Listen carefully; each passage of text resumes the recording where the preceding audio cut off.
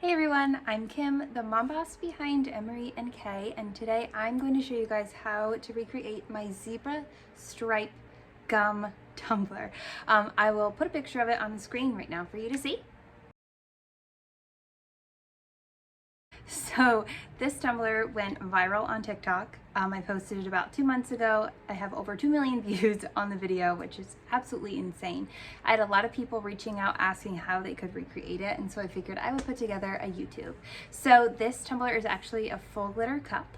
It is a full glitter wrap, and then there's epoxy and paint and more glitter and more epoxy and all kinds of fun things on it. But I promise it is a super simple design to recreate. If I can do it, anybody can do it. So I will list everything that I use in the description box below. I will also put some discount codes down there for you as well if you would like to save a little bit of money. So I think that's that. Let's get to it. So quickly before we get to the glitter part of our video, there was too many glitters for me to include in the voiceover, so I'm just going to show you guys them quickly. So they're all from the glitter guide. There's Narwhal, that's So Fetch, Traffic Cone, Key Lime, which this one I think is sold out right now. Ectoplasm is a good sub for it. Magic School Bus. And then for the pastels, there's Rock Candy, Mochi, Strawbana, Limeade, and Vanilla Wafer. And then we'll use duck egg over top of some epoxy and paint. But for the stripes, those are the colors that you'll need. The first thing you want to do is head to Shanta's workshop. I will link her website in the description box below.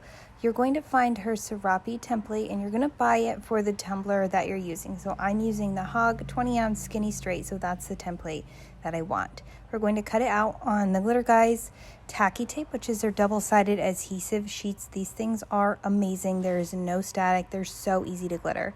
So I'm cutting mine with a Cricut Maker, and I'm going to show you guys how to make a custom setting to get your tacky tape to cut just right. So my biggest tip is make sure that you have a new-ish blade. And then you're going to go in here and you're going to create a custom setting for your tacky tape. It's always a good idea to do test cuts just to make sure that you're not wasting entire sheets because everybody's machine is different. I will also list in the description box settings for some other types of machines that people might be using. So I'm going to set my pressure to 70. The double cut is off, and that's how I'm going to cut my template.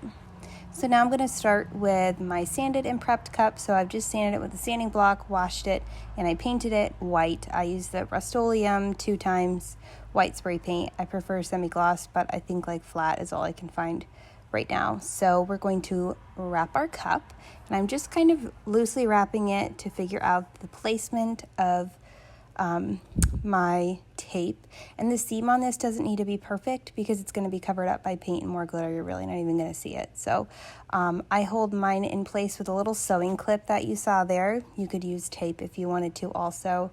So now on the opposite end, I just pull back and gently fold like 1/2 inch to 1 inch of the backing to expose that sticky side. I'm going to wrap it again around the cup, press it down my fingers, and then I'm going to use my little vinyl squeegee to push the rest of that down. And now to wrap the rest of my cup, I'm just going to slowly and carefully pull a few inches of the backing away at a time, and I'm going to use my vinyl squeegee to push it onto my cup. So just go slow, take your time, there's no rush. This is the easiest way I found for myself. If you have a way that works better, that's perfectly fine too. One big tip is you just want to make sure if you do get any little bubbles under your tape that you gently pop them with your weeding tool and push the air out, because if you have bubbles under your tape, you will see them after you do your first coat of epoxy, and you don't want that. So just check it after you wrap it. I always check it after I wrap it and after I glitter it to make sure that everything is looking good. So once we have our cup wrapped, we're going to move on to glitter.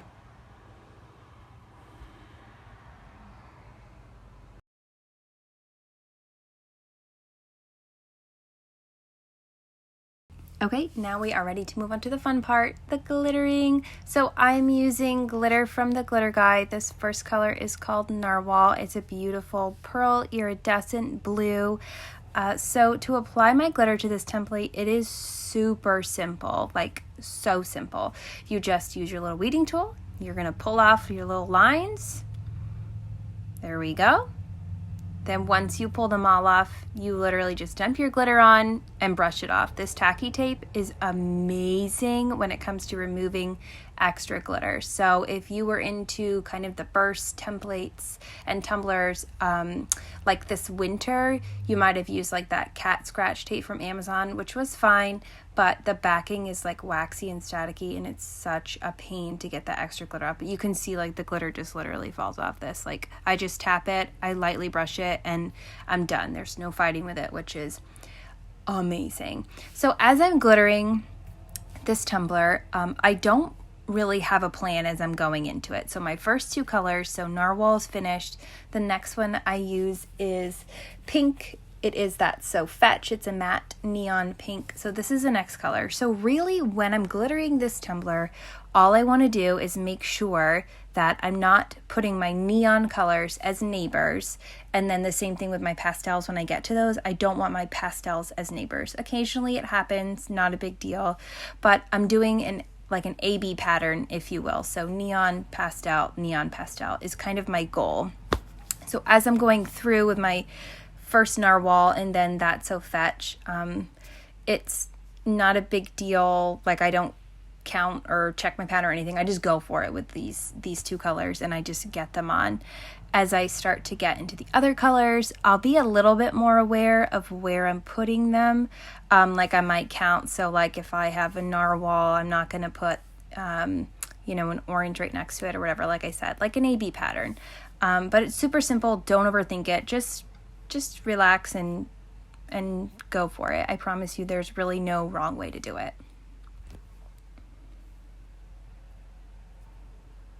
So we'll get the pink cleaned up. The next color I use is orange. It is Traffic Cone. It is again a neon matte. And so with this one, I kind of will start to pay attention to where I want my neons to be laid out. So like I said, the blue and the pink I just do random, but these ones I might kind of count a little bit. So like if I have a neon, I'll count out, maybe I'll have a pastel, a neon pastel. That's where I'll put the orange, just to kind of spread them out a little bit. But again, it's no big deal if you have, your neons next to each other. Just go for it.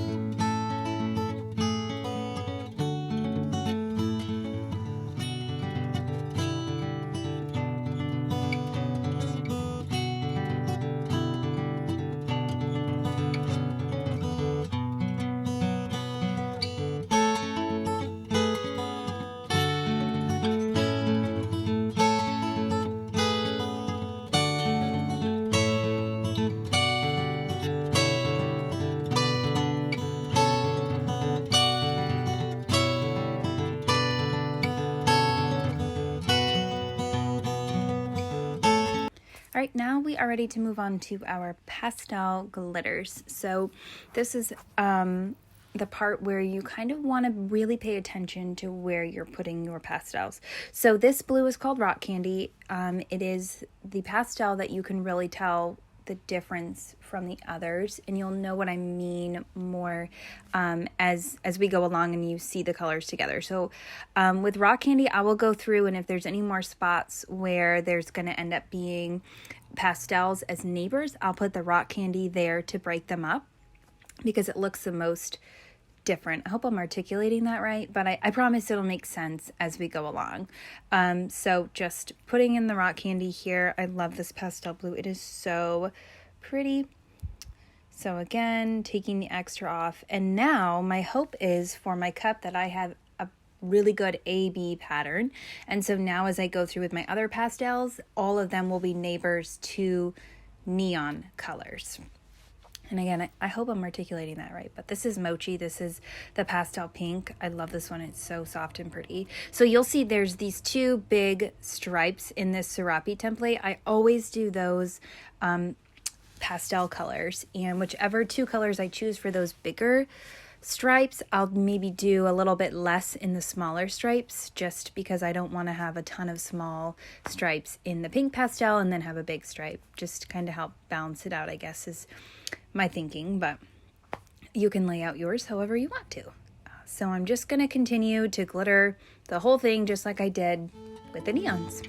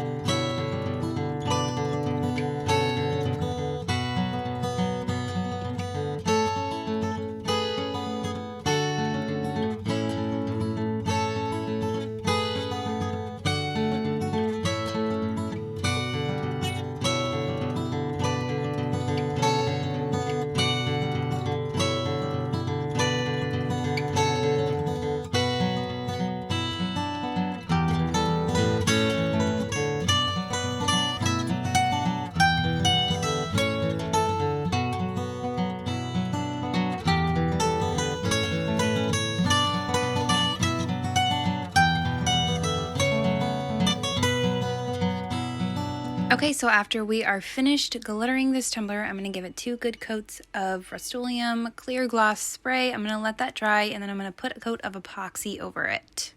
So once that coat of epoxy has had about 8 hours to cure, I'm going to take it outside and we're going to spray paint our white stripe. So we're going to go right over that seam, and I go at kind of an angle. I don't measure it or anything like that. I don't get super exact, maybe about, I don't know, a third to a quarter of the cup. So I'm just holding my spray paint can about 12 inches away at an angle because I want it to fade out a little bit on the sides. This doesn't have to be perfectly opaque. It's okay if it's, you know, you can see a little bit of the glitter through it. Totally fine. So now we're going to let this dry and move on to our next step. So now that our white stripe has dried, we're going to go ahead, mix up our epoxy, apply a thin layer, and I'm going to take this fusion glitter, it's called Duck Egg, and I'm just going to lightly sprinkle it over that white section, and I'm going to fade it out just a little bit into my stripes. So to cover kind of my edges, I actually just have a little bit on my fingertips, and I almost just like flick it onto my cup. Again, this doesn't need to be perfect, just start out with light coverage and go from there. And then once we're finished with this, we'll put it back on our spinner. We'll let this epoxy roll, cure for about 4 hours, and then put another coat of epoxy so that it is smooth. Now we are going to move on to our decal. So I will put the name of the font that I used in the description box because I forgot to look it up. But I just typed this up in Design Space. It says, my tolerance for people lasts this long. And so this pink vinyl, I've done an offset. I did a 0.05. I just did that in Cricut Design Space. This pink vinyl is from Tech Wrap. Again, I will link that down below. I got a big old roll of it on Amazon. I love this stuff. I just use a holographic vinyl setting and it cuts perfectly. And so here I'm just measuring it, making sure that my decal's nice and straight. And then I'm going to use, I guess this is a hinge method. I'm not really sure. I just peel off the backing.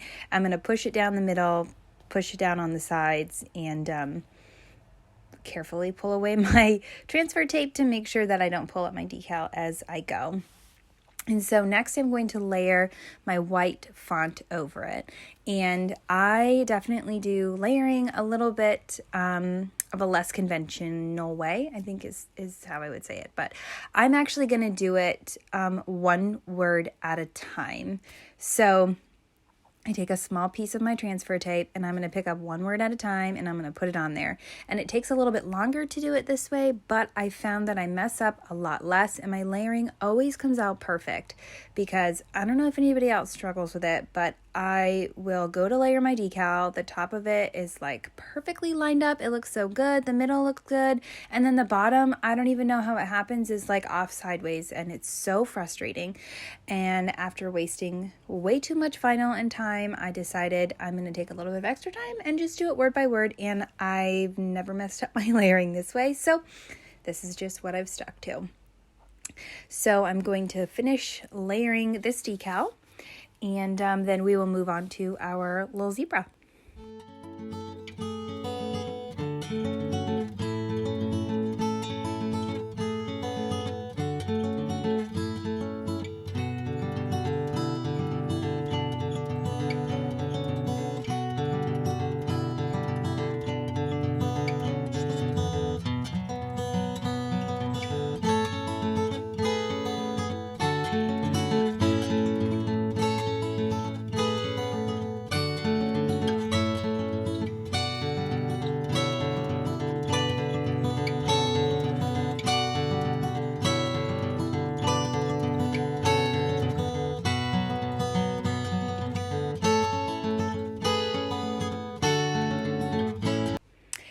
So once the words are finished, the last step is putting on your little zebra image.